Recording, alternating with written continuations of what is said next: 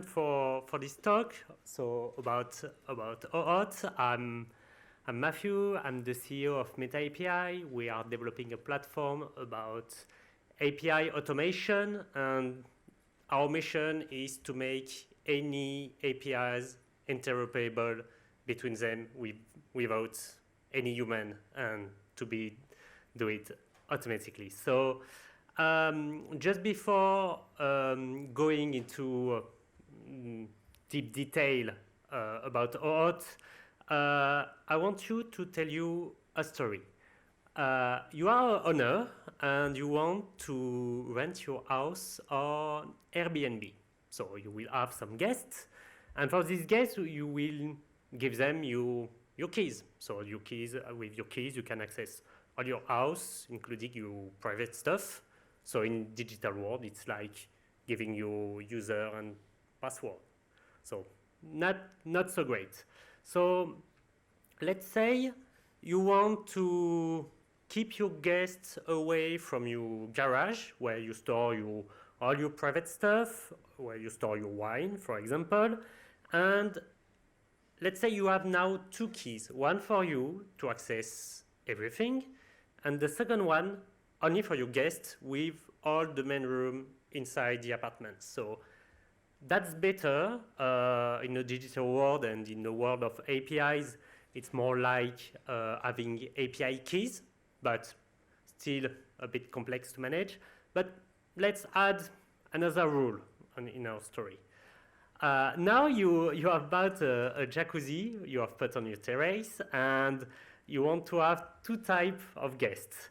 The VIP guests with an access to the all apartments excluding your garage, of course, and an access to the jacuzzi, and the standard guest with only the main room inside your apartment. So now you can still do it with API keys, but it's still very complex to manage. And with all this story, we didn't solve one thing. What is happening if someone take this key, make a duplicate, and so he can re-enter your apartment at any time? That could be very embarrassing, and in the digital world, copying things like a key or a password, it's just happening like this. So that's not great. So to solve this problem, let's add a little bit of magic and say now we can have two keys, one for you to access all the apartments, and a magic key for your guests, which will be self-destructive. So after an amount of time, the key will disappear, and this key can be dynamically restricted to some room. So you can generate two keys, one for standard guests, one for VIP guests, and you can distribute this key as you wish. So that will simplify all the story, right? Congratulations, you just invite OAuth open authorization. That's typically the point of this standard, to prevent sharing password when you have to give access to a third party to something, and it's a secure process, to exchange. You will see later, but we will have to exchange some tokens and some keys.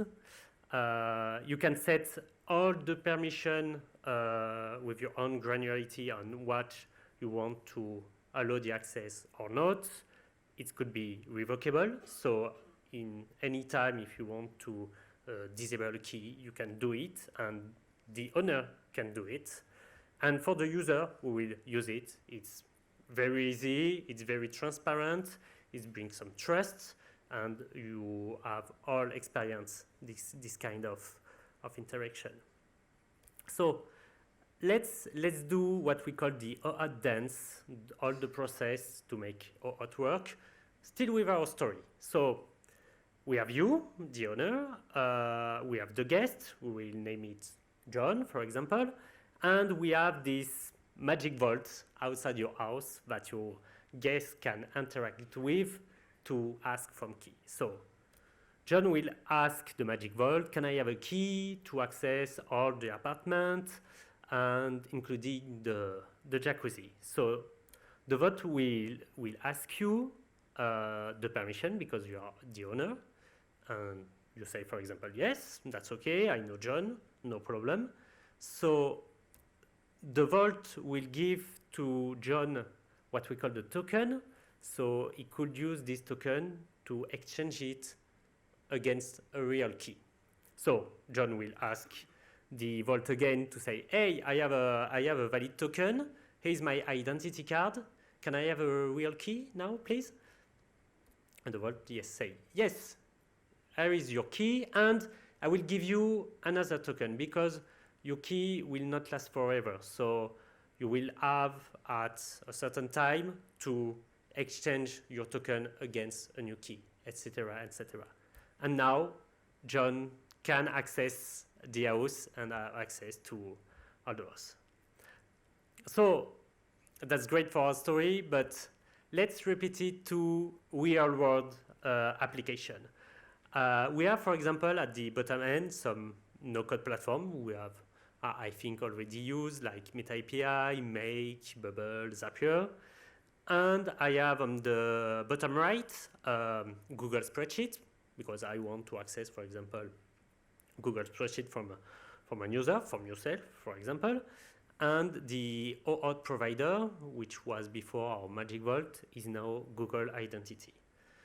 So first, the no-code platform will ask to the OAuth provider, say, hey, I have my own application, here the client ID. The scope means all the permission you will want to request to this provider, and you will also provide what we call the callback URL. It's for the OAuth provider to bring you the first token back.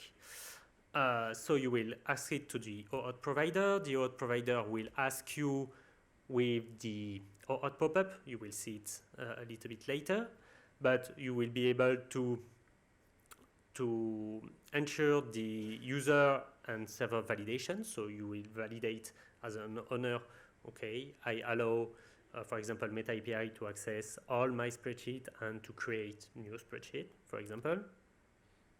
The server will validate it, send back the token to the no-code platform through the callback URL, and then you can repeat the process.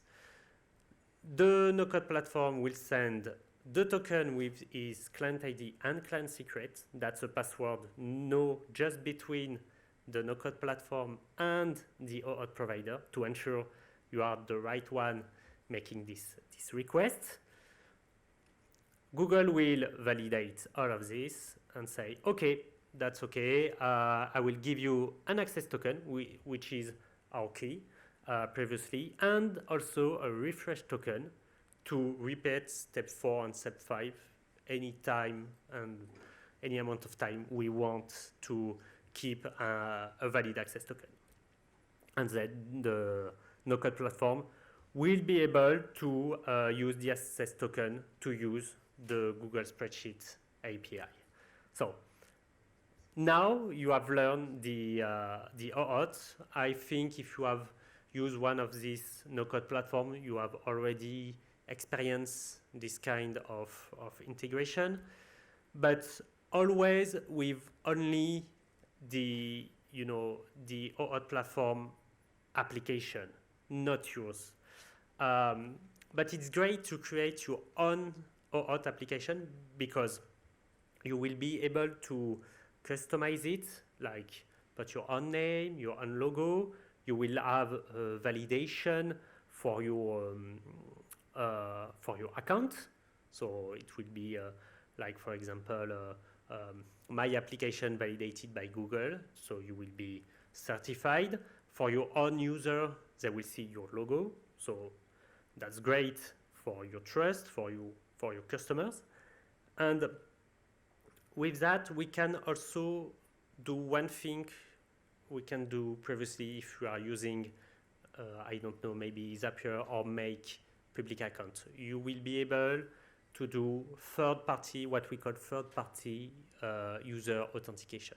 It's when you want to use your own user account and data without asking them to go inside your no-code or low-code platform because they don't have access to it and you don't want them to access it. And you will be able to put this process in place to access this data. So how it looks like. On the left, you have your application hosted on low-code and no-code platform. You will have inside your OAuth application, and your user will interact with your OAuth application only through them, so they won't see only your logo, and only that. All the OAuth dance we saw previously, all the key, the token, etc., will be handled by the platform itself. And then, once the platform on all the tokens, that they can interact in the name of your user inside external tools like QuickBooks, Google Spreadsheet, HubSpot, etc. Any application will provide an OAuth authentication. So I have prepared a demonstration illustrating this kind of workflow with one simple application. The first one is I have a Notion database which I want to copy inside one user spreadsheet, one user Google account, create a spreadsheet and put all this data inside this spreadsheet. And this user should never know that I am using MetaAPI, for example, to do this kind of automation. Sorry, let me start the demonstration. If I go back the cursor, perfect. Great. So I have right here my my Notion table with some no-code and low-code solution right here at Apidays.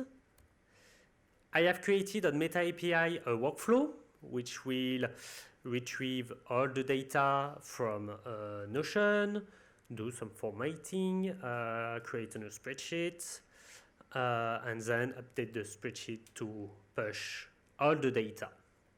So what I need to do is to configure this automation to handle what I called a user ID. It will be an ID to identify the user, which I will make the request in the name of. So that will be my parameter. And I have linked this data inside all my Google connectors to say, I have my own OAuth account and I need to use the profile given by this identifier. So I have also configured my OAuth. So we found again all the parameters we said before, like the client ID, the client secret, or the permission, so the scope. We can generate, for example, a snippet of code to expose and have an HTML button to make the connection, to initiate the connection. And I have created a small website where we can put a custom ID and start the OAuth process. So I will write something inside this input, and that will associate the OAuth process with this ID. So let's do it. So I have write Apidays 10. I open the OAuth flow.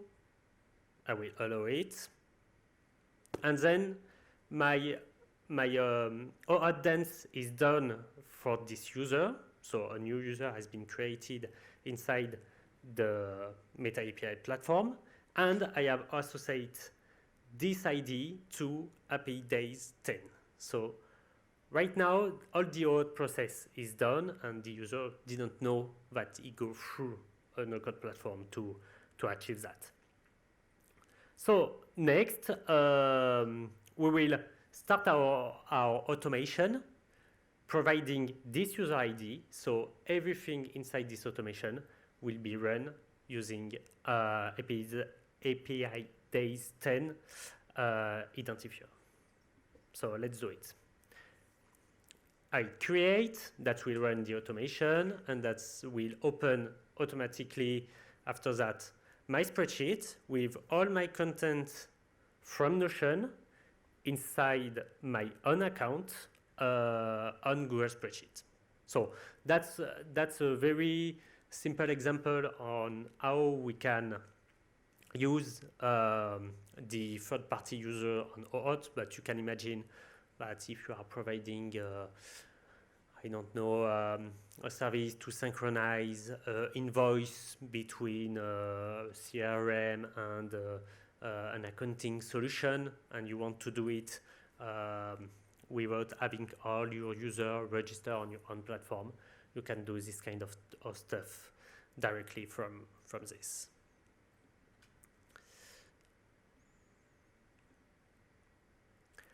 So thanks a lot for your attention. I hope you have learned some some tips about OAuth, and if you have more questions, it's your time, and of course you can join us on the no-code village. Superb. Thank you very much for this OAuth dance. I didn't know you call it a dance, but I think it's super representative of how simple it seems when you see it, because that's perfect. But how complex can it be? But yes. I love the jacuzzi example. So thank you very much. Do we have any question on OAuth or authorization or API, MetaAPI in general? Yep, go for it. So there is the mic that is coming. Feel free if there are other questions. Go for it. Thank you for passing the mic. Yeah, sorry, I wasn't clear, like OAuth, is it necessarily with Google or it can be with any provider? It could be any provider. You find in my for example, you have here OAuth for HubSpot, Google Spreadsheet, QuickBooks. It's up to the provider to implement OAuth or not. Mainly when you have to deal with small or medium API, you will find IP key mainly, but with big big company and big application, they use a lot of OAuth. That's OAuth. It's also what provide you social login when you want to log in on an application and you are using your Google account, Facebook account, etc. So that's good, because that was actually my second question. When you that little square with the OAuth app, yes, the OAuth you can like set up with Auth0 or Supabase or like no-code tools as well, right? Yes, that's right. If they provide OAuth themselves, they also provide what we call the marketplace, when you can register your own application, and when you register your application, it's like creating a private OAuth. Cool, thanks. You're welcome. Thanks for the question. And for those that's not clear, basically, whenever you go on any website and you want to connect to anything else with, let's say, your Facebook account, your Google account, your LinkedIn account, when you have this connect, like LinkedIn Connect, Google Connect, Facebook Connect, that's when OAuth comes in place. Yes, exactly. So, just in case you were like lost or whatever, like just know this is what's happening behind. And without this, there are words without this, but usually you have to use API keys, which are not super great, as you said in your example. They're not superb sometimes. Yes, they could be stolen. They could be. It's difficult. Many times you see some provider to say, "Hey, I need to reset all your API key inside your account because they have leaked from our database. So you need to renew." You don't have this kind of problem with it. Yeah, and that's so. Whenever a provider, let's for example, we were with the people, like doing consulting for Airtable. For example, Airtable, they still don't have OAuth. Yeah. Like you still have to copy your API keys. And so if you want to connect to Make, etc., like you still have to copy the API key. That means if you're doing a demo and you show it, that means like anyone just copy the API key and access to all your data. So that's important to understand that first is basic API key access is just basically login password, and then you have OAuth, which is way secure because token expiry, etc. Well, thank you very much, Mathieu. Big round of applause for Mathieu. Thank you.